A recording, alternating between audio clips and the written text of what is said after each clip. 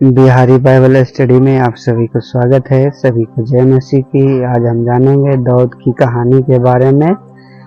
किनकी कहानी के बारे में? दाऊद की कहानी के बारे में। पहला सामुएल 16 अध्याय से लेकर 31 अध्याय तक।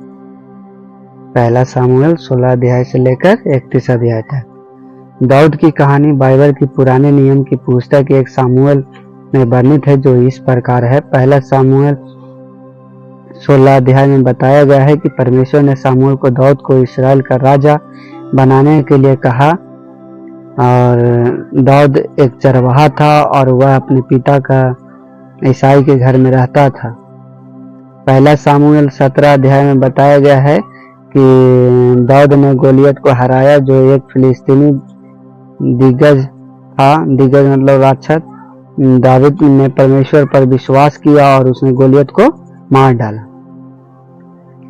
पहला सामुएल 18 अध्याय में बताया गया है कि दाऊद ने शाऊल के दरबार में सेवा की और उसने शाऊल की संगीत सुनकर शांत किया, लेकिन शाऊल ने दाऊद पर ईर्ष्या की और उसे मारने की प्रयास किया।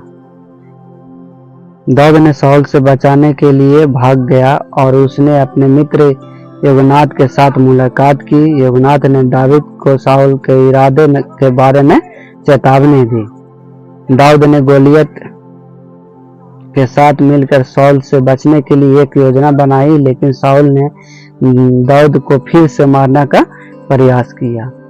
दाऊद ने शाऊल से बचने के लिए कई शहरों में भटकते हुए समय बिताया।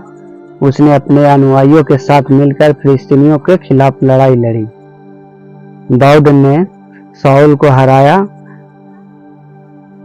और उसे मारने का अवसर प्राप्त किया, लेकिन उसे शाऊल को मारने से इनकार कर दिया। दाऊद ने नावल की पत्नी अबीगैल से मुलाकात की और उसने उससे अपनी पत्नी बनाई। दाऊद ने शाऊल के खिलाफ लड़ाई लड़ी और उसने फिलिस्तीनियों के साथ मिलकर शाऊल को हराया। शाऊल की मृत्यु हो गई और दाऊद ने इस्राएल का राजा बन गया। दाऊद की कहानी की कई महत्वपूर्ण घटनाएं हैं, जैसे दाऊद का चयन इस्राएल का राजा बनने के लिए, गोलियत की हार, शाऊल के साथ संघर्ष, योनानाथ के साथ मित्रता, शाऊल की मृत्यु, दाऊद का इस्राएल का राजा बनना।